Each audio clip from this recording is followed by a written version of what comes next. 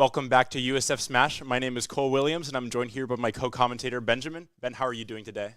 I am so excited because it is time for playoffs at long last. You have seen this team thrive in so many matches this season, and now, with everything on the line, we're going to get to see how they fare against Cleveland State University. Cleveland State University. From my very home state of Ohio, here we are. Benjamin, this matchup is doable, but it's going to be difficult. Cleveland State University is a very strong school for Smash. USF's played against them a few times in certain offline competitions. I believe up at Riptide we ran into them, and we did lose. It was close, but it is going to be a tall order, I think, today to take down Cleveland State. They got some very good players on that team. So here we're starting out with Mew. Mew is a mainstay of USF Smash streams. Also a mainstay of the lead slot, really. I think he's really good at just covering a lot of things with Inkling, because Inkling doesn't get super counterpicked by a lot of characters, other than Rob. And it's just I think he's usually someone that can come in and reliably take the first stock and get us to a good start. And then from the Viking side, I believe this is a player called Cole's Corner. So pretty good Duck Hunt player. I think that the roster that I'm expecting to see from the Vikings is Cole's Corner. I'm expecting Dreamless, who's a really good Aegis player. I'm expecting Dr. Curb, very good Falco. And then the last one, I'm not too sure. From USF, we will see. But yeah, Cole, I was going to mention, being a resident of the Cleveland area, you're actually very familiar. You know, not quite Cleveland. I'm from Cincinnati, okay. Which is they're basically on the other side of the state, but it is my state, and I do know like a lot of the players on the squad. And actually, this is the other Cole from Ohio Smash, by the way, because this player is Cole's Corner, and I'm like, oh my God, what a down air! That was crazy. Beautiful play. I feel like every time I watch Duck Hunt, there's a new mix-up that they come up with the can. I think they're making it up as they go. I mean, that's so impressive. Yeah, just because whenever I try to play Duck Hunt, I struggle so much because it's very hard to like the non-linear thinking of like you're controlling the dog and you're controlling the can. But the Duck Hunt players do it, and Cole's Corner doing it very well there. Ooh, just coming up short with that dash tag. Mew's able to find the jab to get some ink on Duck Hunt. If he can get some big hits, then he could rack up the damage. Not quite finding when he went in there, though. Yeah, no, I think he was missing that on the first stock. Didn't really have a lot of opportunities to get the ink on Duck Hunt and just trading straight hits back and forth. It ended up being pretty even, but it was Duck Hunt that took the first stock and, I mean, had a slight lead, but I mean, this really has been as close as it could possibly get. Yeah, and I think a theme of this matchup in this game, and if it happens in later games, is these are two characters who really do struggle to kill. You saw in that first stock, they both lived past 150. And it can really swing. If either of them can find like the right hit to get a kill early, it could swing. But if they always live to 150, then and just go blow for blow like this, then it can really go either way. Yeah, I saw Mew take out the roller on a couple occasions, and I think that was exactly the process line of thinking, right? And there you go. That's exactly what we were looking for, because you know it's not the most risky thing. Duck Hunt's not going to be able to get like any hard hits off based on that, but yeah, as we saw, the payoff was so big. Yeah, it's definitely a bit. If you can find those big hits, like Inkling does, it's like everything else kills at like 160 or later. If you like, back air is not going to kill to like 200 in some scenarios. But if you can find a roller and do a smash attack at the right time, then it can swing the stock so quickly. And especially on Wi-Fi, that's not that hard of a find. But Cole's Corner is racking up a pretty decent percent lead, the first large percent lead we've seen all game, and is able to combo break out of it with that clay pigeon. Very good find. Oh, the can just immobile in midair. Very funny interaction. So long. Yeah. I think for Mew's chances in this first game, he's going to be hoping for some arthritis from Duck Hunt. Not able to. Yeah, catching the aggressive option of rushing down and just, you know, with a forward smash, really not something that you'd exactly expect to see, but really paying off here, and Cleveland State is going to be taking this early lead. Yeah, very good awareness there by Cole's Corner to recognize that Mew needs to come back because he's down quite a bit of percent and wants to find any needs to get some aggression in there and build some percent. Was able to just find the call out. No, I know you're going to dash forward and then call it out right there. Especially with those sorts of really distorted F smashes. Mario's is really famous for this. Those F smashes, you can kind of throw them out in neutral, and they're not the easiest to punish because it's not just that they're fast, even though they are. It's also that it leans forward so far. Yeah. Or like you lean back and you have a hitbox that's forward, so it's not the easiest thing to punish. And at a percent like 40, like you can swing those, and if it's kind of good risk reward because if you hit it, then they die, and if you lose, they might get like a dash attack as a punish, but not much else. Yeah, and you can't even do that if the can is nearby, which I think it was. I think the can was set up in a nice spot where it was kind of covering the bases, and even if Mew did manage to get like something off of it, it really wouldn't have amounted to much. It was something that you can do when you're in the lead, and it was a well-earned lead, and that converted to the first game. Yeah, so it's going to be a 10-9 lead for the Vikings, but of course the way that crew battles work, if the USF can find the right counter pick and take the stock back immediately, then it will tie it up again. So these leads are not permanent unless USF lets them be. But if that's why the onus is on Cole's corner now to cement this lead by taking the first stock in this next one, even with the counter pick. And what do you think this counter pick might be? Okay, well, geez. So if we think about what USF is cooking in the back, I know that we have Nitty there on Bayo. I know that we have Amari on the plant. Who is everybody here today? No, actually, I believe maybe we don't want Raccoon is not playing because Raccoon just got his wisdom teeth out the other day, and I believe doesn't want to play yet. I think that's what it was. Tough one. But we have the other 5 players are there. So my guess, I'm not expecting Vidon because he'll say something about corner campers. Yeah. Cole's corner. Corner is in the name after all. Actually, I quite like that, yeah. Oh, well, I won't need to speculate any further because we're going to have Piranha Plant. I believe this is Poopy's colors, so I know it's not Wiccan. So, yeah, Poopy on Piranha Plant. I'm not sure. Well, actually, no, the thing is, some characters, some kinds of projectile characters, Plant's really going to struggle with because Plant's not going to be able to get in.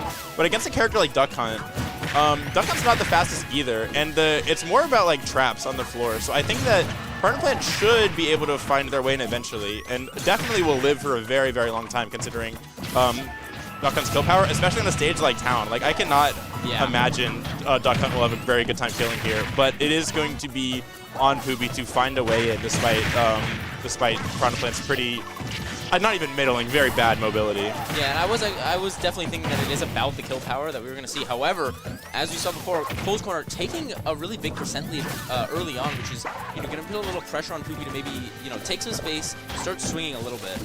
Ooh, not a great. I believe Poopy wanted to snap ledge there, but went high by mistake. Yeah, really. Cole's corner building up a big percent lead. So even if it will be true that Duck Hunt's going to struggle to kill here. With this big of a gap in percents, then Poopy really has to turn something around here before this gets out of hand. Yeah, and it's just been a lot of back and forth that is really going in Duck Hunt's favor now. 135% is nothing to sneeze at, and even for a character that struggles to kill against a heavyweight. Okay, I don't know what that can start flying. Oh my goodness. I mean, this is just interactive gameplay at its finest, right? I mean, I don't think Piranha Plant is ever threatening to even hit a straight hit at this range, whereas Duck Hunt at least can sort of force movement with Frisbee and can. So I really don't like the position that we're seeing here. Yeah. Oh, just going high, my mistake again. Because it's funny, right? Because it's like, Hitui from Piranha Plant is a very good projectile, but it's when it's stacked up against Duck Hunt's 3 very good projectiles, it looks a bit out of place. Just because if they're throwing stuff at each other the whole time, which they kind of have been, Duck Hunt has 3 times as many things to throw, so it's a little bit of a problem. But Poopy is holding onto the stock quite a bit. Ooh, not quite punishing the misair dodge. Oh, that was the rage. The rage would have been super, super important there, but unfortunately, it is just going to be... Oh, yeah. I like the attempt there. Yeah. But, yeah, once that got caught out, then it was going to be really, really difficult to convert, and I like the jab there. Yeah, looking better than it did at the start, but that's not going to kill. Wow. Oh, Piranha Plant. Even without rage. That's impressive. Maybe Duck Hunt's lighter than I thought he was, but yeah. Given how bad that looked at the start, I think... Honestly, this is not a bad result at all for the Bulls to only be losing 1 stock, because it was looking really, really spooky there for the first 30, 45 seconds. Yeah, she could not find a good hit for the solid first minute of the game. Yeah. But even so, you also hate to having these crew battles where you only you have your stock with only 20% or 10%, because it's if I just found that a little bit sooner, then I would have had a whole nother stock to work with. Whereas it feels good when you clutch out with 130, because it could have been so much worse. But it is what it is. Yeah, it is what it is. And still still just a totally fine position for the Bulls as long as Poopy is able to make these remaining 2 stocks count with some play here. Yeah, and as we said before, a 1 stock lead is really not anything. We started talking about the 2-stock lead. At Battle for Florida, if you watch Battle for Florida, you would know the importance of the 2-stock lead and how that is very possible to overcome if it's early in the match. But that is when we start talking about things being a little bit significant. Because, I mean, pretty much one team always has to be, not always, but usually is going to be a stock down. And for us to have Piranha Plant now in a position where they're forced to counterpick, I'm really not worried yet. Yeah. And another thing is when you have 3 stocks, or we don't have 3 stocks, but when you have a lot of stocks in a crew battle, it kind of gets dicey when it's like, how badly will they get counterpicked? Yeah. Because, like, you're worried about, And Plant's top 5, right? According to Vidon, so I think we're fine. Plant might be a top 5, according to some, but I still think that Piranha Plant and Falco sounds very difficult. Yeah, well, we know that's what you said, Dr. Curb. Yeah, right? Dr. Curb is on the Falco. Maybe they're wanting to be saving Dr. Curb as an anchor, though, because it is going to be Rob coming out. And this, I believe you said, is going to be Arctic. Yes, this is, unless I'm forgetting someone, this is most likely Arctic. I believe Arctic used to be a solo Rob main, picked up All MR, I think, as some kind of dual main. And then, yeah, but going to be the Rob for this one, which makes sense. I think this is hard for Piranha Plant, but maybe not the worst counter pick that it could have been. I think that Piranha Plant certainly has the ability to hit Rob really hard when certain things happen. But it's going to be not going to be easy.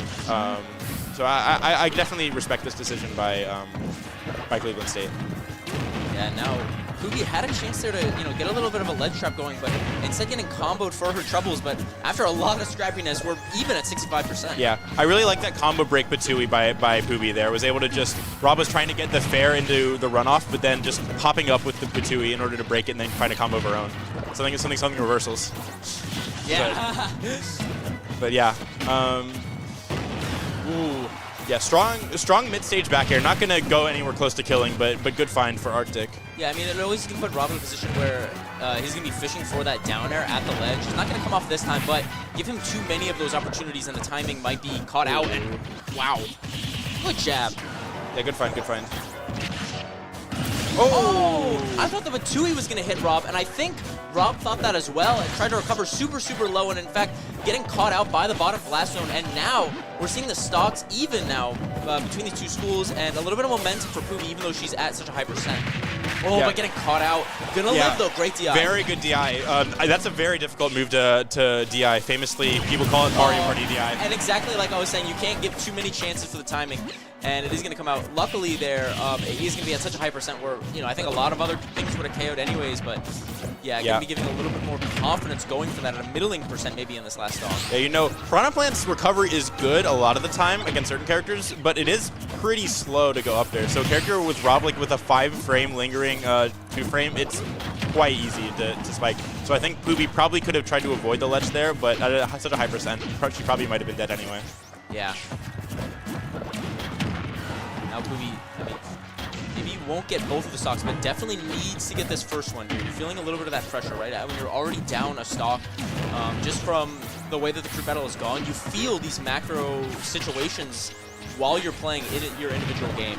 Yeah, I am worried. I'm seeing a little bit of desperation coming out from Pubi. She's going for certain kill options that wouldn't have even killed anyway, but just very risky stuff that, like at this point, if you could escape this with Rob only having 1 stock. Oh, insane find there. I really like the gyro down throw, and that is going to be another stock for Cleveland State. Yeah, very good setup. That's one that I was introduced by USF's very own Viri Rob. He loves going for that, to go the neutral get up read with gyro down toss into side B. He goes for that all the time. I've definitely seen him do it in USF crew battles. But yeah, getting hit on Pink Rob, by the way. This is Rob's as well. Someone could show me that and say that it's a clip of Viri versus Pubi, and I would believe it 100%. It's him in the back room. They have him, Oh no! We need to check. Did they fly at Bryce? They flew into Cleveland. Yeah, just for the online match. Yeah. Oof. Admin check. Can we get? Yeah. So once again, what we were just talking about with the 1 stock lead versus the 2 stock lead. Now that this lead for Cleveland State is 2 stocks, what is that, 8-6? Yeah. It is a bit more cemented than it was previously, because in order to tie this up, USF is going to have to make a play, like someone to get a 2 stock. But if there's any scenario where we can get a 2 stock, I do like the idea of Rob versus Bayo. Yeah. No. Yeah. Definitely. I think we're almost forced to see that, right? Yeah, Or, I can't you know. imagine sending anyone other than Nitty here. And if Nitty can tie up with the extra 2 stocks, then we're in a pretty doable position again for USF. And especially because I don't think that Nitty, like there are some scenarios where we might want to save our best player for their best player, but I don't think that Falco Bayo was particularly great for Bayonetta. So I'd be very surprised if we didn't see Nitty here. So we will see if I'm right and if he's able to tie it up. But going to be going into this next match now, and it's Nitty. Yeah, it's Nitty. I mean, we already knew. We were pretending that we didn't know, seeing from the screen across, but you know, it's kind of. I mean, we made the prediction. Full disclosure, we made the prediction before we saw for sure. All right, you know, just super clear. And I really like the witch time there on the gyro. We have seen Nitty do this multiple times across multiple crew battles. I believe we saw him do it in Battle for Florida as well. And look at him go so deep right off the get-go and is already at a pretty decent % lead, and he is still ongoing with this pressure. Yeah, speaking of Battle for Florida, 3 of the teams at Battle for Florida had a Rob somewhere on their roster. It was us, S Phantom for UCF, and then Anathema. So Nitty was playing this matchup a lot 2 weekends ago, so I'm certain that he will be in practice for how to fight this character and how to just abuse that disadvantage better than almost any other character can. Okay, we're living. Nitty is incredibly lucky to escape with his life on that stock. Oh my god, the read and a half there on that up smash as well, but Nitty managing to come out of it with his life and a % lead as well. I mean, that is just, wow. I mean, if you're Cleveland State here, if you're Arctic, you're definitely feeling like you got robbed there. No pun intended on the character name. Ooh, not quite finding the down tilt into down smash read. That's a... How do you have time for that? Okay. I don't know how you have time for that after the witch time into the, like, was that a spot dodge? Yeah. Not a great look for Nitty right now. If he wanted to get the Bulls back into the game, he kind of needed to...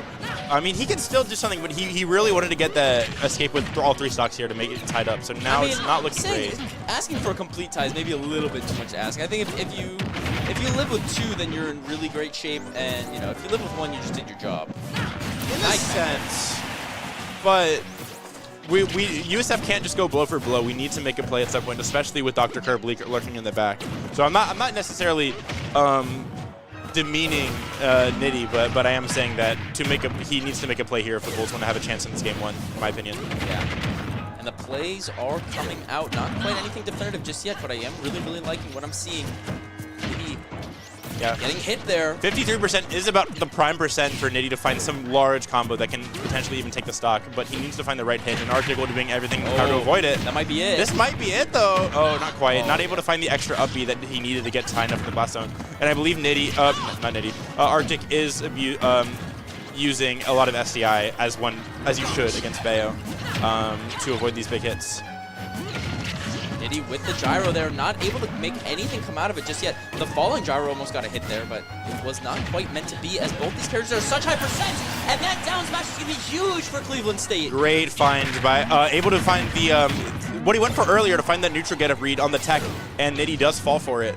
So even if Nitty takes the stock right now, then Arctic did exactly what he needed to do. Yeah, getting that back air, but taking that stock at 0%, as you said before, it's going to be eating at you a little bit, right? If I had just taken that stock just a little bit sooner, it would only be a 1 stock advantage rather than a 2. And as I said before, as you get later and later into the match, 2 stocks become so much harder to overcome. Yeah, so Nitty still escaping with a stock, still has some work to do if he wants to bring the USF back into a winning position, but it's not going to be easy. Dr. Curb, I think my scouting report, at least, has Dreamless and Dr. Curb in the back, which is a Aegis and a Falco, both characters that can do quite well against Bayo. So it's not going to be easy for Nitty to take this next stock in time. And then he still has another anchor to work with, but that's we have 1 player in a stock versus 2 fresh and very good players from Cleveland State. So it's not over. But I'm not liking USF's chances here, to be honest, Benjamin. Yeah, no, not at all. Especially considering, like, maybe you didn't out and say this, but I think the last 2 players for CSU are maybe the heaviest hitters of the probably, bunch I from believe what we're expecting. I believe these are the 2 players, because it's my region, so I'm a little familiar. These are the 2 players that have been ranked in all of Ohio before. Some of these I think some of these players have been ranked in Northeast Ohio and Cleveland, but these are 2 of Ohio's finest that are lurking in the back still. What are your records into these players, out of curiosity? I don't know if I've played either of them in bracket because Cincinnati and Cleveland are like 3.5 hours away. I played them a lot in yeah, no, wow. they're not. It's like in Florida terms, it's like us and Miami. Yeah, like okay, then, like yeah. You don't. I don't play Miami players that often. I do sometimes, but Dreamless, I actually played a best of 5 with at Let's Make Moves Miami because he was there as well, and it was like a casual thing, but I won. Oh, okay. But I mean, I think Dreamless. And you're not on our gold team. So, you know, you're here with me. So, yeah, the rest of the gold players got to do better, right? So, just based on friendlies, me and Dreamless go quite close. Dr. Curb farms me. Like, it's kind of bad, I'm not going to lie. Oh, and a Falco. Yeah. You know, there was a Tampa Falco that beat you once, I remember. You know. Got to get that in there. Gotta get that whenever, in. Look, whenever you get a chance. It's all I have. How can I make this about? Yeah, you know the meme. How can I make this about me? Yeah. And you, and then Lipton's in town. You can. Oh, I did. Yesterday, I was telling people, I was like, yeah, I got my Lipton win back in. Do you have a Lipton win? Oh, I don't. Yeah, back in like 2021 when it didn't count. Yeah, exactly. The funny thing is, like, a lot of people actually do have Lipton wins. I think like Poobie has like 5 Lipton wins, something like that. All right, well, I mean, Poobie's on the gold team and I'm not, so that's okay. I gotta take. I'm a retired USF Green player. Yeah. And I lost my redemption round 1 yesterday, and then I DQ'd. I had to go home. I had fun though. Our weeklies are such a vibe. It's a good time. Yeah. So, looks like the next match is starting now, and it's going to be Dreamless. Yeah, Dreamless on that Pyramithra that you were discussing. Apparently also plays Brawler, just like you, but not what his favorite. Bro thinks he's me. Yeah. Bro thinks he's you. Well, not this time. He got his own style for this. So, actually, I lied. I played Dreamless once when he was supposed to be bad. He had like a 20% win rate, and this was at a regional, and I was like, okay, I don't need to worry about this guy. He beat me. He upset me, and I was like, who is this guy? I didn't know he's not supposed to be good, but he was playing really well. And then he got shortly after he beat me, he started like doing very, very well in his region. So yeah, he kind of like, I think it was probably his first good win at a big event with me. That is cool. But yeah. So it is nice to know some people that make Minimax by upsets are actually, have something going for them afterwards. He beat me in bracket and then stole my flow by picking a Brawler. Yeah. It's like, what the heck, man? So yeah. Coming out, Nitty actually definitely putting in work despite the matchup not being the best for Bayo. But yeah, oh my goodness, that down air was, no way! Okay, Nitty's still going to be living. However, it's looking so scary for the Bulls because, I mean, if you lose this stock, it's pretty much completely That's not going to kill. Right? But Bayo definitely could get the answer. Needs to take 2 if you want to have any sort of chance, I feel like. But that Smash Attack not killing, hitting a super sour spot, and Nitty, yeah. I don't think Bayo was out of resources. That was probably some kind of misinput. Unfortunate. But yeah, it's an unfortunate one to say the least. I think that would have been really, really tough for us to come back from regardless, though. So I'm not super stressed about it. But yeah, it's in terms of this game, presumably Vidon waiting in the wings now on Shulk. Yeah, I'm thinking it's Vidon. Yeah, it's gonna be Vidon because the other player could be Wiccan. But I think that they're likely gonna send Vidon here to take out if Vidon can get through Dreamless intact. I think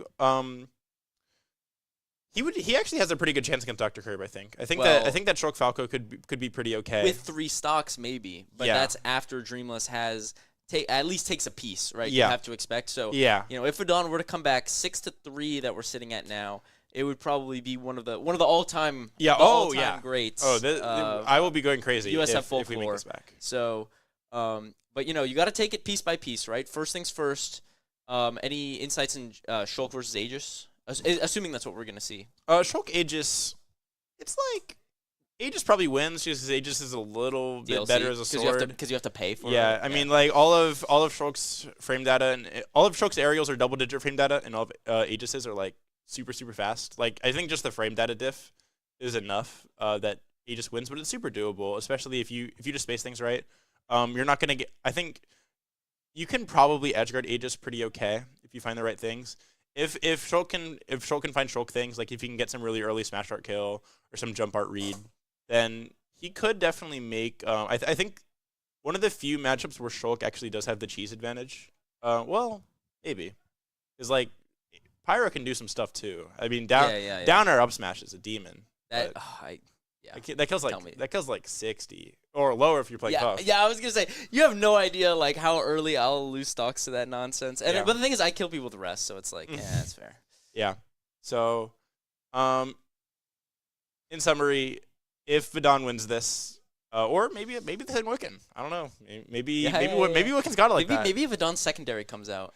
If Vidon goes to secondary, then I'm gonna be a little bit disappointed, honestly, because it's like.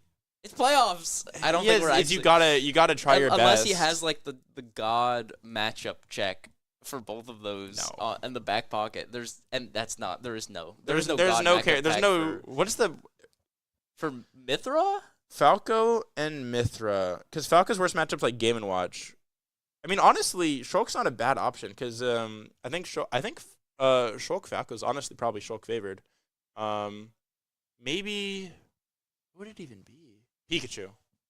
Oh man, yeah. Pikachu's pretty well in both, but actually, we got Chuck Fug sitting in the back. I don't even think Pikachu Falco's that good for Pikachu. I think I remember forever ago, like I remember Cybele beat Shiny Mark. That was a pretty big upset. But so it's like that's just one anecdote, but I think it's not the easiest matchup for Pikachu to win. Yeah. Okay. Okay, I think we are going to go. It looked like it was a little bit of a technical issue for a sec, but everybody is back in the lobby, and we are going to be going into Vidon Zeno on the Shulk with the dreams of the Bulls playoffs on his back. Yeah, double Xenoblade matchup here. Vidon not messing around, not going Ike. He knows what's at stake here, and is going to do his best to bring it home for the Bulls. Oh yeah, wait, Dreamless does have 3. For a second I thought Dreamless lost his stock, but no. So we're just going right into it. It was 6-3, so it really is just going out straight from the beginning, and Vidon's going to need like a 2 stock for sure, I'd say. Right. If you want to have any sort of chance until the last one. Yeah, if he can get it 2 stocks or 3 stocks into the anchor, it's doable, but any more than that, and I'm not confident at all. Yeah. I mean, the way that these matches have been going, like... Why? Worst Smash Arts ever. Why were those 2 sword characters playing at point-blank range for like 5 seconds, by the way? Don't worry about it. I don't know what that was. He jumped into that. Yeah, considering the circumstances, an a mishap like that you cannot afford to make. Yeah, and the thing is, though, to some extent, you have to play super, super risky if you're Vidon, right? You know what's at stake. If you lose this match, you gotta at least give yourself a... okay. But what was he saying? You gotta at least give yourself a chance in the last one, right? So even though, it's looking real bad, and this game 1 is probably gonna be wraps, I do not disagree with how Vidon played this, with being very aggressive with his smash art, and trying to take like really big like kill options super early. Like yes, they were super risky, and yes, he got punished, but you have to at least try knowing that you have somebody like Darker Coach in the back. In principle, yeah, I know what you mean. That you have to take big risks if you want to make it back, but something like it just looks sloppy. Like with the escaping with his life there thanks to the shield art. Otherwise, I do believe he would have been dead if it was a normal character. But yeah, like just that close range scrapping when you have a range advantage. Just that SD there, it's not the best. What? Yeah. Oh, okay. Just a reversal nair out of shield is a very good option that Aegis has. But yeah, yeah. Okay, and that is going to be closing out 5-0 in favor of Cleveland State. And it really didn't feel like there was not like one long chain, right? It just felt like we were losing. We were just losing. Yeah. Like every matchup was just a little chip, and then at the end of the day, you're like, oh my god, there were 5 stocks. That's not close. Yeah, this is kind of how it felt against FIU, especially in the first round, where it was like USF just was failing to clutch out certain last hits and then taking the next stock with like 20%. And it's like, yeah, you have to clutch that. I mean, crew battles are like the most like clutchy format because because I love crew battle. US like normal matches have a last hit like every once in a while. I mean, like because it's like usually because you only have a last hit at the very end, but like the end of the match, I don't know if I'm making sense. The end of the match is more. I know what you mean. There's more ends of matches in a crew battle just because because sometimes you have like 3 stocks to 1 stock, 3 stocks to 2 stocks. So it's like you have to be able to close out these last hits. And if you don't, then lead will just build gradually over time until suddenly it's 6 stocks to 3, and it's just like you it's not easy to make a comeback against unless the players do something wrong, and Cleveland didn't. Yeah, and I'm glad you mentioned Battle for Florida, because against FIU, they had a bit of a super team going on, and while we didn't take the game, we got it a lot closer as things were going on, and we had a lot of games to do it. Whereas for now, the Bulls are on like semester life point now, right? If we lose this next game, we're done for the semester. We'll see you all when it starts, like February, March, something like that. It starts up again. So they know what is at stake here. We're going to cut to a real short break, and when it comes back, do not go anywhere. The Bulls are going to be fighting fierce for their life. Show support in chat. Send the link to everybody. We need support. Let's go Bulls. Go Bulls.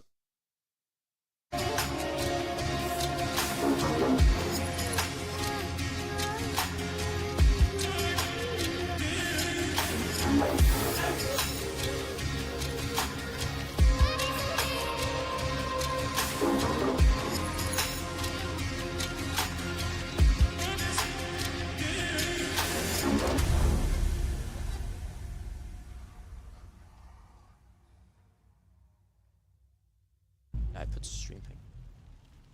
Oh, and we are back right away, and we are going to see this Piranha Plant Duck Hunt matchup that we actually saw quite a lot of. It lasted for a long time, despite the fact that Duck Hunt was at 1 stock. So this is probably, buckle your seatbelts, get ready, grab your popcorn. This is probably going to be a long one. Yeah, maybe not the matchup that USF wanted to see because it didn't go the best earlier, but maybe Poobie can make the adaptation. She does have a lead right now. I think that she probably will want to play this more aggressively than last time because the tit-for-tat projectile game did not go the best for her in the last match. It just seemed like Piranha Plant, the spike ball's great, but in the face of all the other ones, it's just not quite enough to overwhelm the zoning game of Duck Hunt. So I think that she is running forward and is working pretty well so far. Because each of these individual hits, Piranha Plant is probably going to do more than Duck Hunt's chip damage. Yeah, and even if they're even-ish percents, which, I mean, Duck Hunt does have a slight percent lead, but you have to take into account the strict number is not that important. It's about when are you getting that KO, and Piranha Plant is probably going to be killing a lot earlier. Right. Yeah, and we're seeing a lot of just Piranha Plant's just like the hits and the projectiles are just stronger. We saw the downbeat going through some of the projectiles before. Going to happen again there. The Patui beat out the Clay Pigeon, so just like the single hits are much stronger from Piranha Plant, even if Duck Hunt maybe has an easier time finding them. So, yeah, Plant living to 165, which is about probably on par with what you would expect. So if we can live any longer, then that's great. But gonna need to find a kill soon. Hopefully, gonna find a kill soon from the Duck Hunt side. Honestly, from both sides, either Poobie turning it around or a close run practice amount of lead. Yeah, missing the ledge once again and just getting punished by the can. But managing to find that equalizing hit really, really well, because it is one of those things when it's a matchup like this where, it can be hard to find a kill move or it's, very stally, a lot of projectiles both ways. It can be so frustrating to get a kill move. Like after that first stock, like I was getting nervous thinking that the first stock was going to be really, really important because then you can kind of just sit back, once you have a stock lead. Yeah, it's just being able to tie it up instantly, doing enough damage to the Duck Hunt that was able to tie it up instantly during the platform invincibility. It's great. But now, kind of the same scenario, right? Like, Duck Hunt has a slight percent lead, but with the earlier kill percent, as long as we can keep it close, and then it's just on the Poobie just needs to find the right hit, some kind of back air, some kind of up air, and then tie it up instantly. Yeah, it has been so scrappy right now. In a complete, reverse of what we saw last time, where Poobie, I just see Plant, running across the stage, trying to close down the distance in some of these instances, trying to follow up on some scrappy hits here and there, and I really, really like what I'm seeing. Yeah, I wouldn't be surprised if Poobie hasn't really played that much Duck Hunt before. Not many have. Yeah. So you kind of see her figuring out how the matchup is meant to be played on the fly here, and it's definitely going better than last game. Even with not a slight deficit in percents, I think that she can definitely escape this with one stock left if she just finds the right hits. Oh, I really like that big swing of the F smash there. It did not quite come up. But, you know, I don't hate seeing it. It was like what we said before where it can be... Well, I think plant F smash is a lot easier to punish than maybe duck hunt. But, you know, it wasn't really at a huge risk there, I don't think.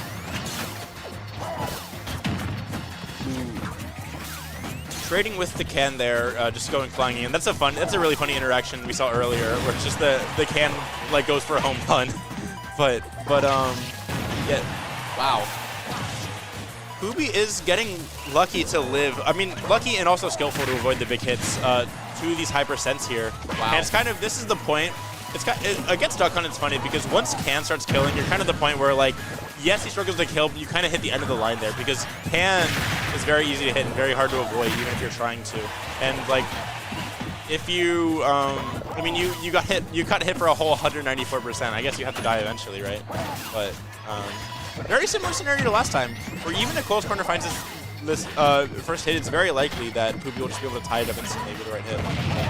Yeah, I was actually wondering if the timer would be... Oh, wow, that could have been an interesting up throw situation there. I don't really know if it would have killed you. Yeah, I think she definitely would have avoided the... because of the grab invincibility, she would have avoided the can, but yeah. Not quite. Okay, as we near the last stock, I don't actually think that timer is going to be a thing, but I think we start at, like, what, 10 minutes? Ooh, good smash deck. Once again, we're in the same situation where Poobie does not take a single percent before taking that stock after it was such a long, drawn-out strap. And now, as we went to the last stock, we're going to see who really is the most patient, right? We saw long, drawn-out stock 1, long, drawn-out stock 2. But do you really have it in you to do that all over again? You know, yep. It's stamina, right? And you have your friends all behind you, all cheering you on, urging you to, you know, keep your life, take life, whatever you want to say in this matchup. Yeah, we spoke previously of how important it is to clutch up last hits, and we almost saw 2 mini last hits there, right? Is where Poobie lost the stock but then tied it up immediately. So if that happened, it's fine to do that in the mid game, but now that we're in this end game where we have only one stock left, she can't allow that to happen again. She has to take the first stock. It doesn't matter if she tied it up instantly because there's no more stock to tie because we're out. Yeah, but unfortunately the percent lead is over 100 now all of a sudden. Poobie's going to need to find something maybe a little bit cheeky to get an early kill now. Yeah, not what we saw at all in the last few stocks where they were going back and forth with deck on a small lead. This is a big lead in percents. And even if we... Oh, yeah. Duck Hunt finally killing with something that's not can. Yeah, really. Still at a modest 170. I believe what Duck Hunt did like 550% in that game. Yeah. Kind of very funny. But, yeah. Not quite the last hit that we kind of expected to go to happen based on those first 2 stocks. Just Duck Hunt continuing to find the big hits and Poobie unable to get in. So it's going to be the same scenario as last time with the Vikings taking a 1-stock lead 10-9, but the players are shuffled this time. So we still do have Mew. Yeah. Honestly, I think this might be even a little bit better for us just because I think I like Inkling into the other characters that we haven't seen yet a lot better than I like Piranha Plant. So whether we see Mew going now on Inkling or whether we're saving that on the back for something else, I do think this is slightly better. Of course, you know, losing that game, being at a deficit is never going to be, you know, a positive. And now the pressure is now on the Bulls to clean up in a way that we were unable to do last time, right? Take that stock, keep it even at the very least, because, you know, it's one thing to keep it close. It's one thing to not be down by too much. We need to take the lead at some point. Oh, right? yeah. So... Yeah, no, you can't just go blow for blow, especially when you know you have a player as good as Dr. Curb in the back, because it seems like they want to anchor him. So, and I am very curious to see, because it's funny, right? Because in the last game, the counter pick for Duck Hunt with 1 stock was Poobie, but now we don't have Poobie because Poobie was who got him to the 1 stock. So USF is going to have to find a different plan for this Duck Hunt. I don't think that any of them particularly would want to go here. I think Nitty might do okay, but we have to save Nitty for Rob. That's the thing. Nitty for something. Well, I guess we don't need to. I think everybody else has decent Rob matchup experience, and like, it's not been the most like as good of a matchup as that is. It's not like it's an auto win for Nitty. We've seen it in a lot of cases. Yes, but the problem. Well, we do see Nitty. Yeah. The thing is, the remaining players, or unless they change the roster, was Inkling and Shulk. Inkling and Shulk are not characters that do very well against Rob. Very, very famously so. I think it's arguably both of their worst matchups. So it's we do see Nitty, but it's going to be interesting to see what their plan is for the Rob now if they're burning Nitty. And especially if Cole's Corner is able to take a stock here, then it kind of punishes the decision instantly, because it's like you're not wasting, but you're sending your best player and not even tying it up with it. Yeah, and Cole's Corner already getting such a high % lead in the first 30 seconds. Not at all what you want to see if you are a fan of the Bulls, and that % is just tacking up more and more. All of a sudden, Nitty forced back to the corner. Yeah, this is looking very bad for USF already. The game hasn't gotten anything other than a stray hit, and already almost at kill %, especially with Bayo's. Any other characters this would be kill %. I only can say almost because of how Duck Hunt is, but it's not looking great. But yeah, Cole's Corner very content to play, not coincidentally out of the corner. Yeah, I mean, it is kind of what you said before, where Duck Hunt is such an uncommon character that I genuinely don't. Oh no. Maybe? Wait. No, not wow, quite. Managed to get the wall grab, but not quite enough. I mean, you would have to say that it was at such a high percentage anyway that it, you know, wasn't the worst kill like that, but definitely not ideal. And what I was saying before is, Duck Hunt is not a character that, like, I can't think of any Duck Hunts in the area, right? We like to do a lot of calling out of different characters. Like, oh, I know so-and-so plays this character in the Tampa area, so shout them out. Like, great finds. Okay. Great find for Nitty. You wish you would found it earlier, but Cole's Corner will be cementing the stock. And yeah, like you were saying, well, there is a Duck Hunt player from South Florida, or former Duck Hunt player, Scruffy. I believe they switched to K-Rule, funny enough. But Nitty is from SFL originally, might have gotten some chance to play Scruffy, but it's really one of those characters. Honestly, it's kind of like one of the ones that's known for, like, when people are joking, like, I don't know how to play Duck Hunt. It's like the sort of thing that you never ever play at home, but then you go to a regional or a major, and you have a Duck Hunt in your winner's path, and it's like, do I really have to learn this matchup? Like Duck Hunt and Rosalina, characters like that. No one who plays these characters. But Cole's Corner plays these characters, and he played them very well. Yeah, really, really well. And you know, he might be thinking, taking 4 stocks in both of the games. His job might be done. Yeah, he did what he had to do, and now it's just on his team to keep the lead. And I am expecting, who was the Nitty counter pick last time? It was Dreamless. That went pretty okay. So yeah, I wouldn't be surprised if we saw Dreamless again, because they're not going to just voluntarily send Rob, I don't think. So it's very likely that we see if we see. I mean, that matchup wasn't even that bad though. Nitty Dreamless. I know the matchup on paper is bad, but like the match between the 2 players ended up being pretty, sure. Arctic did well, but I don't think they're gonna throw him into it again for maybe on Olimar. Oh, it could be Olimar. Actually, that's not a terrible idea. Don't click off the stream. Nobody, I'm giving them. I'm sure that they know what they're doing. I mean, if they respect my ghosting more than their own decision making, I'm like, thank you for thinking that I know what I'm talking about. But yeah, not we're gonna see the characters probably shortly. I mean, they might be considering. Regardless, apart from that, you did say that they also might have a Snake or a Min in the back on characters, on players that we didn't actually see before. So I think any of those might be good options. Min is very unlikely. Baya Min is pretty hard for Min. It could be the Snake actually, because Snake could do quite well here. I wouldn't be surprised if we saw Ruby on Snake, but it really, could go any kind of way, Benjamin. Yeah.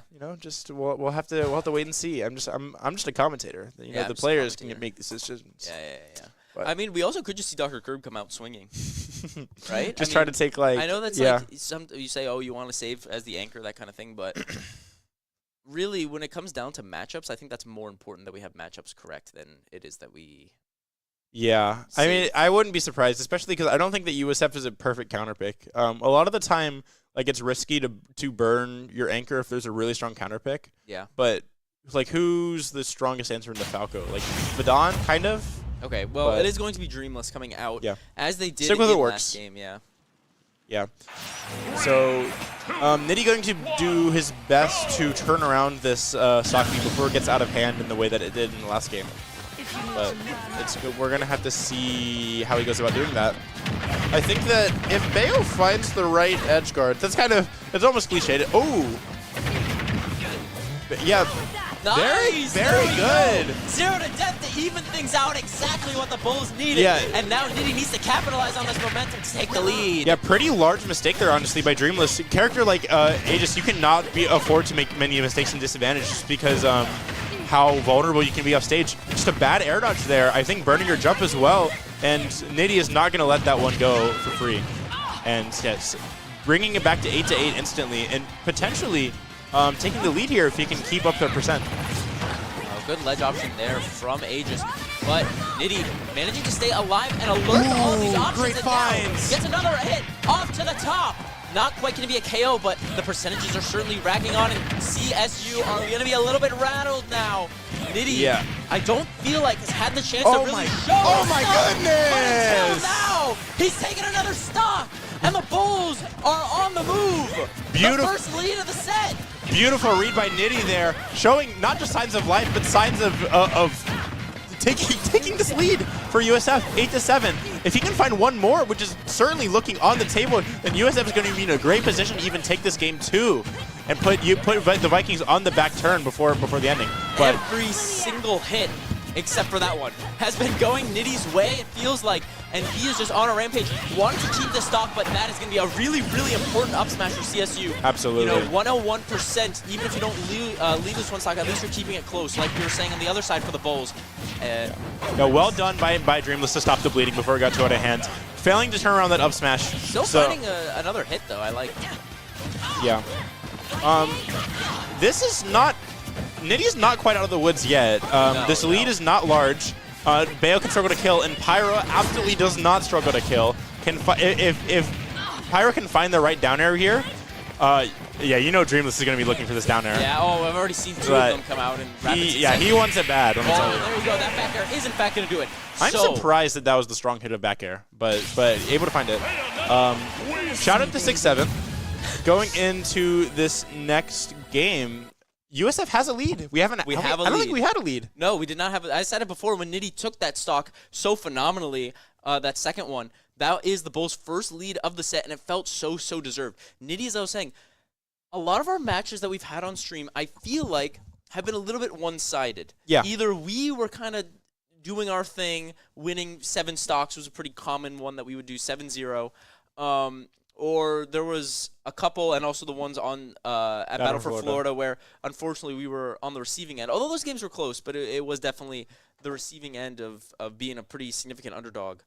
I don't feel like Nitty has had the chance to really show why he's so great. Right. You know, and at least not on stream. I know that and he's been playing very well. He's one of the best bandettas, best bandetta in Florida, right? Something like that. Yes, at least in the conversation.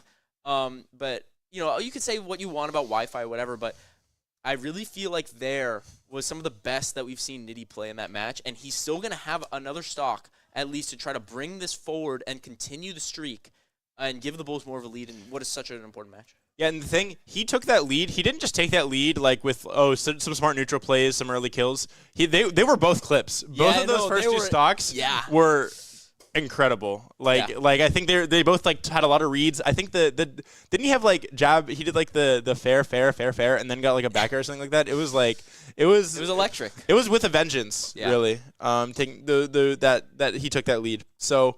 Definitely has Cleveland State quaking in their boots a little bit, I would say. Yeah, because now whoever is sitting behind watching that is like, okay, now I got to fight that, right? Yeah. And now I have to be the one that avoids being on the receiving end of some of these long strings. And, you know, as you were saying before, they're down to, Falco, and it is going to be Rob. As you said, you did not want to see this matchup come out, and now we're seeing a Nitty, maybe, I don't want to say on fire, right? One game, but feeling really good about himself.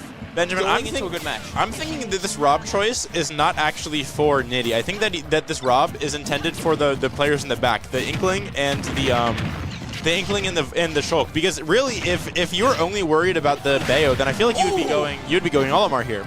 But the really good matchup as long as he can take his first stock. Off the top. No. Yeah. Just a little bit too low still for the Rob. Yeah. But Nitty's still on his hot streak. How did that grab hit? But if he can get 1 or even 2, then it's looking really good going into this final player. But that's easier said than done, especially if he he's mostly past the percent where like the confirms will kill. So now Bayo might have to find a stray hit killing, and that's not the easiest thing in the world. You pretty much need to find a back air. Oh, or forward smash. Unfortunately, that one not quite going to be it. There is the back air, but it's facing the wrong way. Getting Rob off stage, though, and into this corner. Elects not to pick up the gyro, and is actually going to take some percent for that. Yeah. Wow, and Nitty was looking so good on this opening. Almost a 0 to death, but now at 88%, it's looking a lot harder. There's an up smash, not quite going to hit. Yeah, getting into where a Bayo jab is going to kill as well. So the options are opening up a little bit, but it's not looking like the kind of lead that you want if you want to cement this before the Vikings can go into their anchor. So if Arctic can find this first kill, then it's very, very good. But Nitty does capitalize on his percent lead, find the kill. This is no. For a second, I think my mind got teleported to 2017 for a second. I thought that was going to kill. Oh, wow. That's just going to be a stray hit, finding it off the side. Really well done, and what was a matchup where it really felt like Arctic was not getting a lot of neutral wins. You know, needing to find something a little spontaneous there, like that side B, really, really smart. I like that play. It is going to be really, really unfortunate for Nitty, who looked so great. Still taking a lot of stocks, still got the clips, but at the end of the day, the lead is just going to be one stock. Yeah. So he did what he needed to do, but it's not and he did it flashy. He did it with style as well. Yeah. So looking good, but maybe not as much as you would like, considering that you have two players now who are going to really struggle to go to counter pick into a Rob. Yeah. Plus the demon lurking in the back, Dr. Curb, who especially more scouting report. Dr. Curb is not just a very good player. He's also a very good player who was forged in the fires of Wi-Fi. Dr. Curb was, for years, was like one of the best players on Wi-Fi before he finally started going offline and just beat everyone in Ohio. So this is his domain as well. So it's going to be quite difficult, I think, for our players to keep up. But that's not to say it's undoable, especially because I think that we have Mew. If there's anyone who I think I would trust to do, well, actually, no, Vedant can as well. I think both of the players that we have left can do well into Dr. Curb's character, at least. But getting through this Rob unscathed is not going to be easy.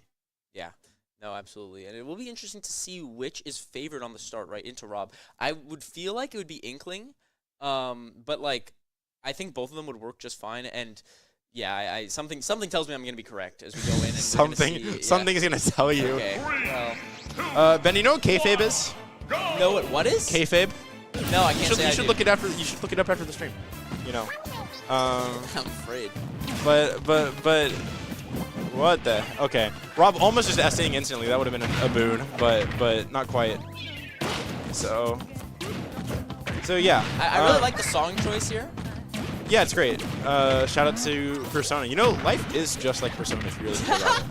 But I'm literally Joker Persona 5. Actually, that was Vedant's tag for a time. Yeah. It was just Joker Persona 5. So, you know, he's listening to this in the background. He's getting the power up. Yeah, before he goes in himself.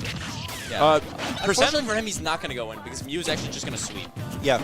Mew has a percent lead. Is able to avoid the gyro setup that Poobie fell into just a few matches ago. But really getting Rob up there, looking quite good, honestly. If he can get escape with 3 stocks, that it's looking very, very good, promising for USF. But I mean, I think we're a little bit. Yeah, maybe that's a bit premature. But I'm just saying like stakes here, like if he had kept the percent going. Nice finds. I love that. Nice setup for Mew there. Able to get the up, not quite a combo, but a good string from the uppy into the back air. Rob not able to avoid, especially considering Rob is pretty big, so that's pretty a generous thing to find. But yeah, this is looking very promising for Mew. Let's see, what can we find? Oh, I want to see like a down air. Yeah, I think that Mew is one of the Mew's best traits as a player. He's very, very good at delaying his recovery with the stalls off stage and how low Inkling's able to go. I think lining up something like a Rob downer spike is going to be so difficult on Inkling and also just a player like Mew. So. Yeah, he's been playing very, very patient. It does feel like once again he's getting all these opportunities. Yeah. There's a down smash. Rob off stage with a lot of percent. The percents are almost even now. Benjamin, I'm feeling a roller. I don't know about you. Do we even need it? Oh, I don't know. Rob is off stage. Has to dodge all these bombs, doing really well to use the gyro and the nair to get back to stage with the laser. We're back into neutral now. Any of these big hits now is going to be able to kill. I know Mew wants a roller so bad right now. Able to avoid it again with the get-up attack there. If he can find just the right hit, some kind of strong forward air, some kind of roller, then we would go into a whole player up into the final player for Cleveland State. But this could really go anyway. Yeah, 166 to 133. Getting the back air off stage. Mew needs to find one last hit. There's the bomb. Not quite going to do it. Oh, but that's going to be a huge up air for Rob. What a good up air by Rob there. Rob is so good at attacking while recovering, just because of how well he can fly. He can just delay his recovery so much, and just Inkling needs to go there physically in order. Like Inkling cannot edge guard from the stage. He has to go up there, and that makes him very exploitable to the Rob reversals. Yeah, going for that up smash. This game is not over. Okay, it is now over. Yeah, back air is going to close it out, and it is still going to be a very significant lead going into this, this last Dr. Curb for Cleveland State. But we would have loved to see the same 6-3 that CSU had over USF in Game 1. Absolutely, especially to such a strong anchor. But I think that this is very promising for USF. Yeah. Dr. Curb is a very good player, especially on Wi-Fi. But we do have the matchups to do it. I think both of these players are very capable of taking some stocks off Dr. Curb before it can get too out of hand. It won't be easy, but I do like USF's chances here. Yeah, absolutely. It's a complete reverse from Game 1. And you think about, I mean, the adjustment that we made was Pubi lead and saving Mew for this middle game now towards the end. And I really, really love how it's worked. And I guess maybe the awakening of Nitty. I think everybody just kind of did their part a little bit better. And yeah, it's really showing off as we have this big lead going into the end. Yeah, I think Nitty, honestly, it's not just that Nitty, like, on paper took some stocks there. It's also, I think he lit a fire under his team, definitely. with those big plays. I really wish we had player cams right now, Benjamin, because I'm sure it's going crazy in there, especially after those two back-to-back like clips that he got against who was that, Dreamless? I'm sure the energy in there is it's crazy. It's pumping. Especially compared. That's how crew battles are meant to be. Yes, absolutely. And that's how Battle for Florida was. With everybody in person in the space, like USF versus UCF. Oh, that was a movie. I wish that we had it on stream. I know. I do as well. But I think Lucas Korn recorded it on his phone, so you could probably find that on YouTube. Yeah, I could show. You can watch that. Okay, but forget about all of that because we are in the playoffs of NACE Varsity Premier, and this is Dr. Curbs, the Falco player from Cleveland State University, trying to bring it all the way back, take 5 straight stocks for his team. He needs to beat out Mew and Vadon though, and he's already starting off really, really well. Yeah, this is a player who was forged in the fires of Wi-Fi Smash Bros tournaments. Made a name for himself there, and I was, oh my goodness.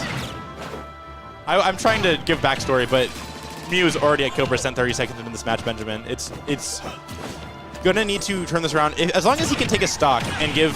Ooh, double down air.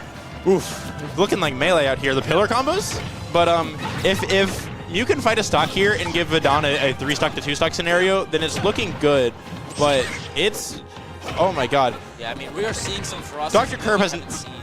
Dr. Curb has not held backwards once. He is just rushing Mew down. It's looking, oof. No spooky.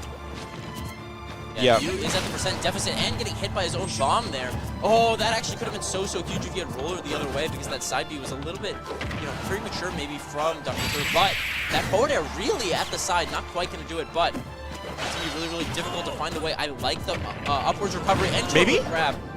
Oh, if he can chase the air dodge.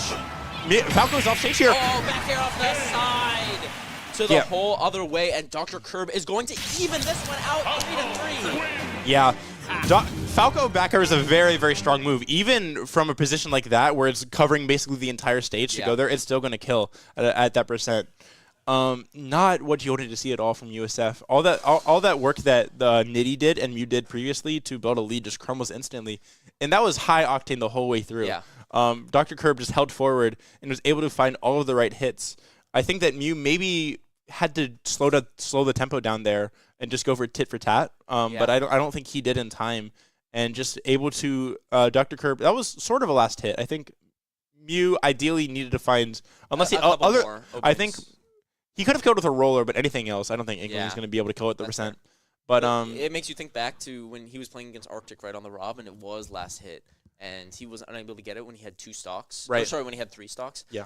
And it's just the little things like that that add up when you notice it. And now we are down to just a game. You know, the crew battle is done. It's just a battle, 1 for 1. It's just a best of 1. It's just a best of 1. Vadon versus Dr. Curb, with your school on your back. Can you find what you need to bring this to a game 3, or can CSU find what they need to finish this and move on to the next round? Yeah, we knew this was going to be the case. I think, no offense to our Bulls, but I think that Dr. Curb is probably the best player in this crew battle, and if USF wanted to take him down, you needed to ideally build a lead, and we did it. We did build a lead in this one, but unfortunately wasn't able to get any chip onto him in this stock. So now it is just a 3-3, and Vadon's capable of winning this, but I think that he's definitely the underdog in this final match here of Game 2. Yeah, absolutely. But if anybody can do it, I know Vadon can, and I know he's hyping himself up right now. And he's feeling good about what he has to do. He knows what he has to do, right? And he's clear in the mind, and he's thinking just the matchup. And yeah, I mean, there's not much else to say. I'm really just excited to see. I guess some stage. Yeah, and you were thinking about stage counter picks, but like, you were talking previously about how Vadon was kind of forced to play risky. Yeah. In order to get back a lead, and that kind of certain things didn't go his way. Right. And then because of that, the risk backfired. He doesn't have to play. I mean, he doesn't have to play extra risky in this. He just has to play better. Yeah, and he can play his pace. And I think that Vadon is certainly capable of playing better against Dr. Curb. And considering Vadon's whole thing about I think that might have been a mistake because. Okay, yeah, it was still an inkling, yeah. It's behind the scenes, yeah. Characters. Yeah, I was like, wait, it's Mew. He's back from the dead. But Cinema, the Mew revival. He says, I need my run back. I should have gotten a couple stocks. I'm ready. No, I can't let that stand. It's the Vadon inkling. Yeah. That's just not allowed. Yeah, right? but having the same character. No, it's not allowed. Vadon, has a lot of opinions about a defensive gameplay, camping. This is not what we're seeing. Dr. Curb does not camp. Dr. Curb runs at you and just scraps better than you a lot of the time. Yeah. So I think Vadon will have no qualms other than just saying, I have to play better. Yeah. And it's not, I'll say it again, it's not going to be easy, but it's very doable. Definitely. I mean, you said before that the Shulk matchup is favorable. I think, or like the Falco. Dr. Curb's a pretty optimistic player. I don't know if he would sign off on being winning for Shulk, but I would say that I think that Shulk has more than enough tools to win. So it's just going to be straight up 3 stocks to 3 stocks on the most straight up stage PS2. Yeah, and it is going to be okay. Dr. Curbs went for that first laser at the start of the last game too, but this time I think you got hit by it, but Vadon a little bit more wise and getting shield ordered. Okay, nice counter. What? I mean, that is crazy. The thing is, he was getting put in the blender, but the percentage was literally nothing. Yeah, right. The funny thing about shield art, it's even if you keep staying in the combo, you don't actually get that much out of it. So a lot of the time you should just engage. Okay. Able to just jump art over everything. I was worried a bit there about potentially getting edge guarded, but he was wise enough to save his jump there. I thought we might see a down air straight from the get-go off that up tilt. Off to the side of the stage, but it did not happen. Not quite. Yeah. Ooh, shield art is back online again. Able to avoid. Burned it. Shulk. Ooh. Wow. Navigating around the forward air very well there, but this is a pretty large percent. Yeah. And that was such a good recovery, but I mean, you're having to do all these recoveries because Dr. Curb is just so all over everything, right? And now you're down a stock, and you have a little bit of percent, right? You're not losing every interaction, but something really needs to give if USF is going to find their way back into this. Sheesh. Yeah. Having this meta nice timing. You can catch a charged up smash from Vadon, tying it up almost. It was looking pretty spooky there for a moment, but now we're basically in a good position again. But he needs to do better in these neutral exchanges than he did in that first stock. He can't just rely on these random kills if he wants to consistently end it here. Yeah, I could not say it better myself. And already we're seeing a little bit of adjustment come out from Vadon, and I'm really liking. Oh man, I was really liking what I was seeing there, and now we're seeing the jump art once again, but it's gonna get caught out. Great coverage. That was so well done, and now, I mean, he still had a jump. He's gonna make it back, but the neutral getup's getting caught out as well. I'm surprised that up smash stayed. I thought that he waited out quite well, but it was just the last frame or something. of the up smash being active. Okay, Smash Art is online, not quite going to be. Yeah, had to burn it instantly. Managing to do the slow roll back to stage. I mean, he's mixing it up so well, but it's just everything is being covered, it feels like, right? Yeah, I think a lot of the arts are burned. Regrab. Oh. A lot of the arts are burned right now. He might have Smash Art yet by now.